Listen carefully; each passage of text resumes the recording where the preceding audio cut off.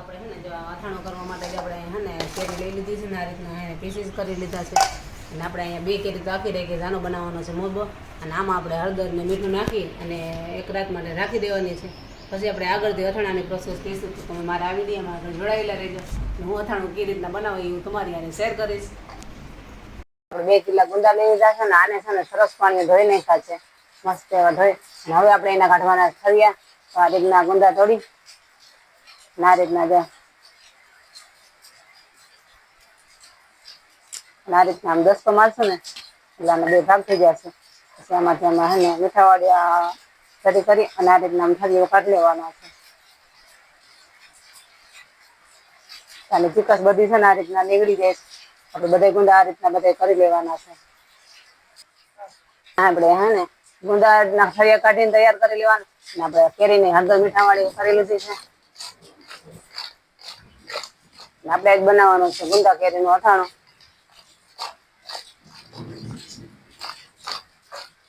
અને આ રીતના ને થળિયા કાઢી લીધા અને આ રીતના કરી દીધા હવે આપણે એમાં નાખવાનું છે અને લીંબુ હવે આપણે પણ નાખવાનું છે આપણે કેરીવાળું પાણી તો આપણે આ કેરીવાળું પાણી આપણે આમાં નાખી દઈશું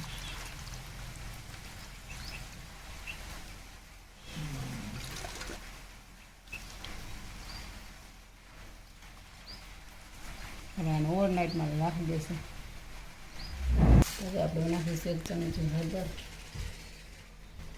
અને હજી મીઠું એટલે જે આ ગુંદાના ભાગમાં જે ચીકાશ હોય ને એ બધી છે ને નીકળી જાય ખાટું પાણી અને હળદર મીઠાથી જે ગુંદાની ચીકાશ છે ને એ બધી નીકળી જશે.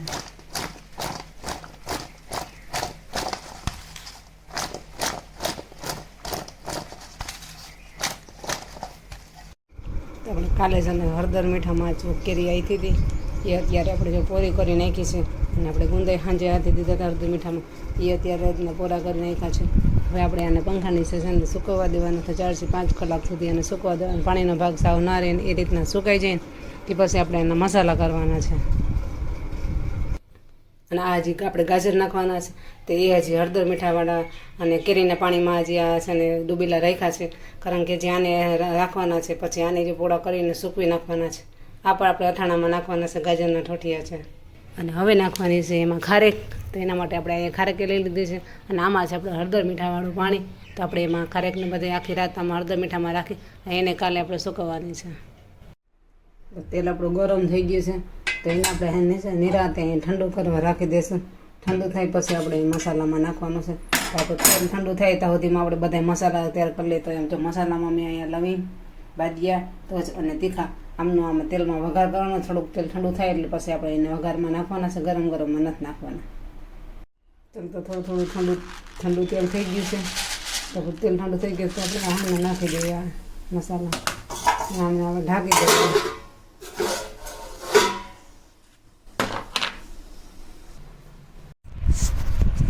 આ રીતના એક સ્ટીલનું વાસણ લઈ લીધું છે મોટું બધું અને હવે આપણે એમાં નાખવાના છે બધા મસાલા તો એમાં તો આપણે છે ને લાલ કાશ્મીરી મરચું પણ લઈ લીધું છે પછી અહીંયા આપણે ગોળ લઈ લીધો છે એ હળદર લઈ લીધો છે એ નમક લઈ લીધું છે અને અહીંયા ગોળ કેરી મથાણાને પેકિંગ લીધું છે એ પણ આપણે એમાં નાખવાનું છે. આ મેથીના કોરિયા છે હરિયાળી છે ધાણાના કોરિયા છે અને રાઈના કોરિયા છે એ બધું આપણે મસાલો અથાણામાં કરવાનો છે. તમારા આગળ વિડીયોમાં તમે જોડાઈ રહેજો હું અથાણું કઈ રીતના બનાવું તે તમારી જોડે હું શેર કરું છું. તમારા વિડીયોને પૂરો જોજો અને જો હજી સુધી અમારી ચેનલમાં નવા હો તો મારી ચેનલને લાઈક કરી દેજો અને શેર કરી દેજો અને જે આ કેરી છે ને જો આ રીતના મેં અહીંયા નીચે પંખા નીચે રાખી છે કારણ કે મને હજી એવું લાગતું હતું છે ભીની છે એટલે હજી મારે શું કાંઈ મસાલો કરી લઈ ત્યાં સુધીમાં તો કેરીને જો ઓવન લાગશે તો સરસ થઈ જશે. આ ગોળ આપણે છે ને ભીલી ગોળ છે તો આને હે ને આપણે તો ખમણવાનો છે તો આને ખમણી લે અને ગોળને આપણે હે ને ખમણી નાખશું.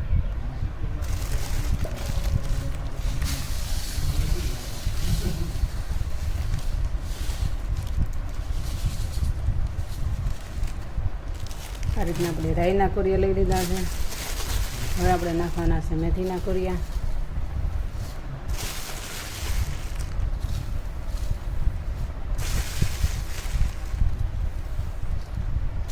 પછી આપણે નાખીશું ધાણાના કોરિયા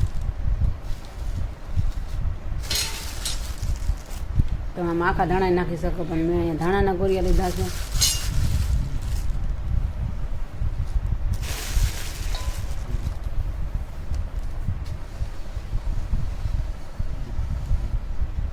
હવે આપણે નાખીશું વરિયાળી,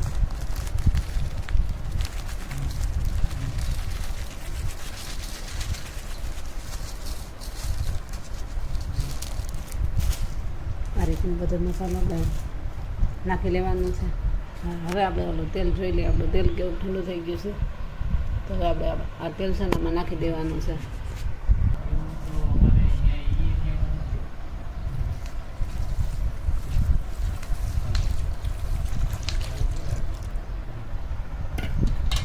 થોડુંક તેલ થોડીક વાર રાખી દઈશું. આને બધું મિક્સ કરી લેવાનું છે.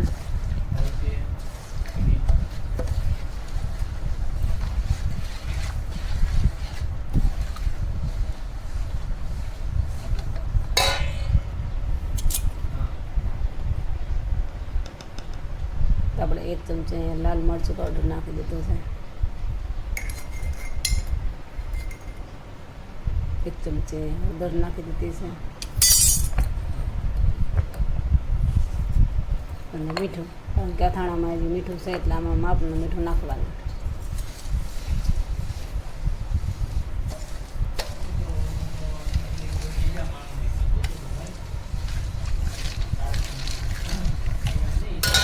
હવે આમાં નાખવાનું ગોળ કરીને બેકિંગ લીધું છે.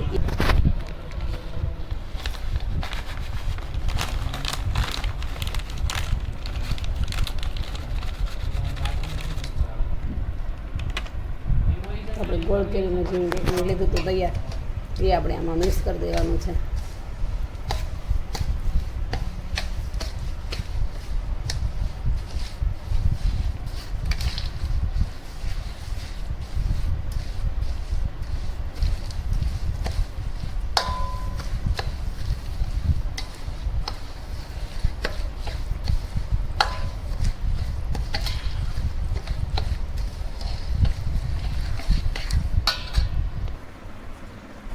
આપણે આ રીતના ખમણીમાં નથી ખમાતું, એટલે આ રીતના ચપ્પુ લઈને આ રીતના કાપીએ છીએ ગોળને.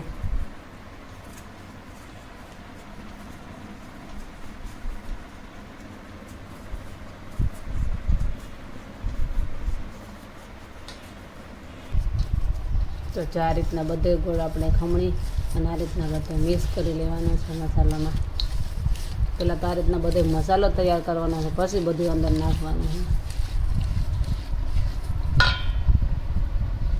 આપણે આમાં ચાલો તો આપણે આમાં ગુંદા નાખી દીધા છે. અને આ રીતના જો ગુંદા નાખીને મિક્સ કરી દેવાનો છે, એટલે મસાલો બધે ગુંદા અંદર ભરાઈ જાય. પછી આપણે કેરીને બધું નાખવાનું છે. પહેલાં તો ગુંદા નાખી દેવાના, એટલે મસાલો બધે ગુંદા અંદર મિક્સ થઈ જાય. આ રીતના જે હલાવવાનું છે. અટાણે તો મસાલો બેસો ને એટલે હાવ કોરું થઈ જાય. પછી આને 2 દિવસ કે રાખી દેશો ને એટલે તેલ માથે તર્યો હશે.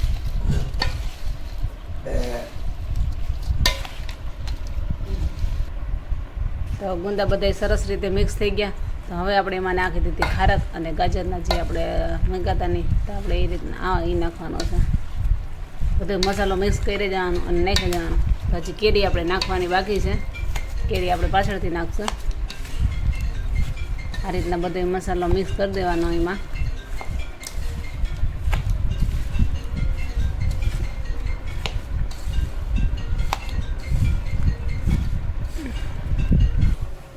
હવે આપણે નાખ્યા એમાં લાલ સૂકા મરચાં, કારણ કે અમે દર વર્ષે અથાણું બનાવીએ તો અમને આ મરચાં બહુ ભાવે, એટલે અમે એટલા તો મરચાં આમાં નાખીએ છીએ.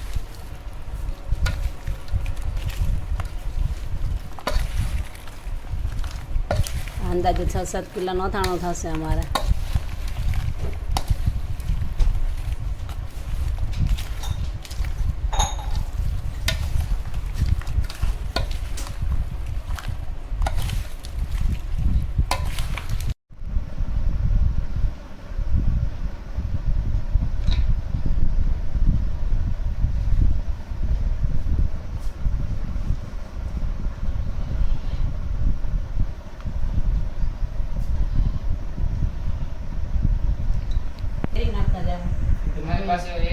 હવે આપણે મિક્સ કરતા જવાનું બધું.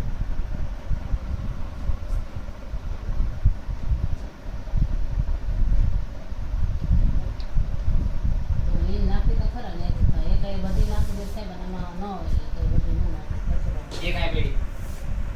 આપણે કેરીની આ રીતના બધું મિક્સ કરી દેવાનું છે. મસાલો આમાં બધો દેખાતો જ નથી એટલે બધા જોવાનું કરવાના કેટલું બધું તેલ નાખ્યું ખાવાનું કોઈ નથી. હા એ તો નાખી દે પછી આપણે આજે ઓગળી જાય ને પાછું નાખીને ગરમ કરીને તેલ નાખી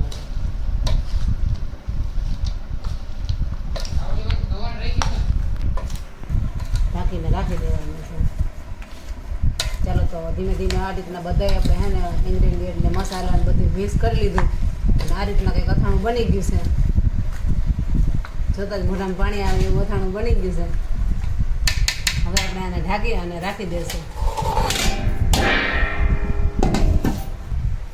તો ચાર્જિંગમાં મૂકી